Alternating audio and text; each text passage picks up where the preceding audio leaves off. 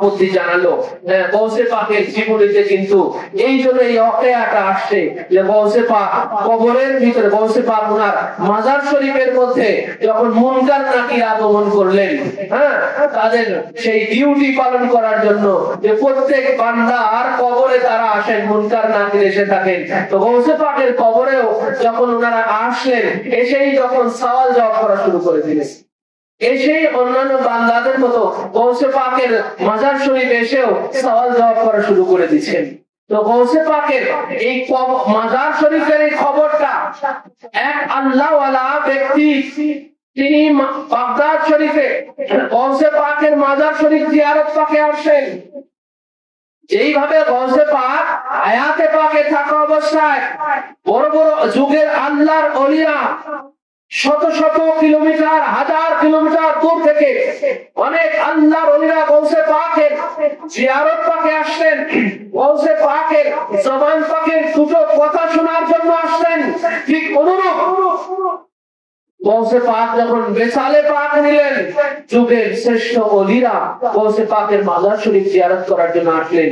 এমন এক আল্লাহওয়ালা এসেছেন যিনি কাশফুল কুবুরের অধিকারী, উনি কবরের যার কাছে খুলে যায় তাকে বলে কাশফুল কুবুর। এই কাশফুল কুবুরের আমল যারা করেন তাদের কাছে কবরের সব কিছু খুলে যায়। কবরে কি হইতেছে, ভালো মন্দ, রহমত গজব, সবকিছু তার কাছে খুলে যায়। এমন এক কাশফুল কুবুর, এক আল্লাহওয়ালা যার কাছে কবর খুলে যায়, এমন এক ব্যক্তি গৌসে এক আল্লাহওয়ালা, এক আল্লাহর এক ওলি বাগদাদ শরীফে গৌসে পাকের মাজার শরীফ জিয়ারতে আসলেন।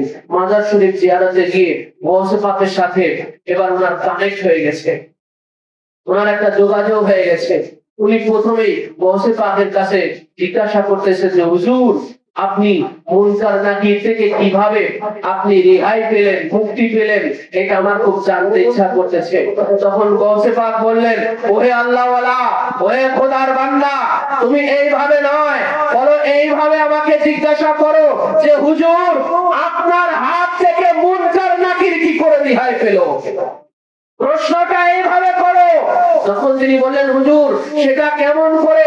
বলো, হ্যাঁ, মুনকার নাকির যখন আমার কবরে আসলো, তখন আমাকে সালাম না দিয়ে, আমার সাথে মুসাফা না করে আমাকে সওয়াল করা শুরু করে দিয়েছে। তখন আমি তাদেরকে জিজ্ঞাসা করলাম যে আপনারা কি ইসলামের উপরে, আপনারা কি মুসলমান? বলে হ্যাঁ, অবশ্যই আমরা ইসলামের উপরে, আমরা মুসলমান। বলে আপনারা যদি মুসলমান হন তো আপনাদের সালাম কই, আপনাদের মুসাফা কই, আপনাদের আসসালামু ক্বাবলাল কালাম, এই কালাম শুরু করার আগে, কথা বলার আগে যে সালাম দিতে হয় সেটা কই আপনাদের?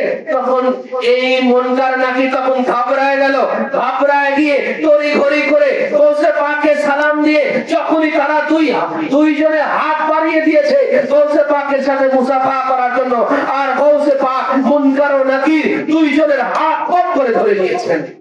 হপ করে ধরে বললেন যে এবারে আপনারা বলেন, যে আপনারা যে আল্লাহ পাক যখন বললেন যে ইন্নী জাইলুন ফিল আরদি খলিফা, আমি জমিনে খলিফা সৃষ্টি করতে চাই, আপনারা কেন বাধা দিয়েছিলেন, কেন আপত্তি করেছিলেন? এই জবাব আপনাদেরকে আজকে দিতে হবে। মুনকার নাকির তো ঘাবড়ায় গেল যে আজ তাক আমাদেরকে তো এইভাবে, কত নবী রাসূলদের জামানা পার হয়ে গেল, সাহাবায়ে কেরামের জামানা পার হয়ে গেল, কত যুগ জামানা চলে গেল, আজ পর্যন্ত আল্লাহর কোন বান্দা আমাদেরকে এইভাবে জবরদস্ত, এইভাবে পাকড়াও করে, এইভাবে ধরে, এইভাবে আমাদেরকে জবাব দিতে আনে নাই। আজ আমরা কি জবাব দেব? তখন মুনকার নাকির বললেন যে হে আল্লাহর বান্দা, আমরা দুইজনে তো শুধুই আপত্তি করি নাই, আপত্তি করেছে আমরা সমস্ত ফেরেশতারা, আমরা দুইজনের জবাব দেব কি করে? আমরা তো সবাই মিলে সেদিন এটা বলেছিলাম, সবাই তখন বলেছিল আতাজআলু ফিহা, আল্লাহ আপনি এমন কি কাউকে সৃষ্টি করতে চান? এটা তো সবাই মিলে বলা হয়েছিল, শুধু আমরা তো দুইজনে বলি নাই। তাহলে কি করা? তাহলে আমাদেরকে ছেড়ে দেন, আমাদেরকে ছেড়ে দেন, আমরা আবার উপরে চলে যাই, আমরা আসমান জান্নাত সব ফেরেশতাদেরকে এক করে। তাহলে আমরা সবার সাথে পরামর্শ করি যে কেন আমরা সেদিন বাধা দিয়েছিলাম, কোন অধিকারে আমরা সেদিন বাধা দিয়েছিলাম, আমাদের কোন রাইট আমরা সেদিন আপত্তি করেছিলাম, এটা সবার থেকে জবাব নিয়ে তারপরে আপনাকে জানাতে হবে।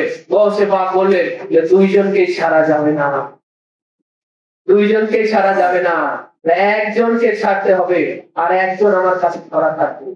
দুইজনে ছেড়ে গেলে আর না আসার সম্ভাবনাও আসতে পারে।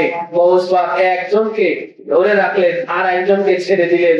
তখন সেই মুনকার অথবা নাকির গিয়ে আল্লাহ দরবারে হাজির হয়ে গেলেন, হে আল্লাহ, আপনার এমন এক বান্দার হাতে আমরা ধরা পড়েছি, লাজবাব হয়ে গিয়েছি, আমরা কোনো জবাব দিতে পারছি না যে কেন সেদিন আমরা কোন অধিকারে আসলে আমরা সেদিন বাধা আপত্তি জানিয়েছিলাম। আপনি যখন খলিফা তৈয়ার করতে চেয়েছিলেন, খলিফা বানাতে চেয়েছিলেন, আল্লাহ পাক তখন বললেন যে হ্যাঁ,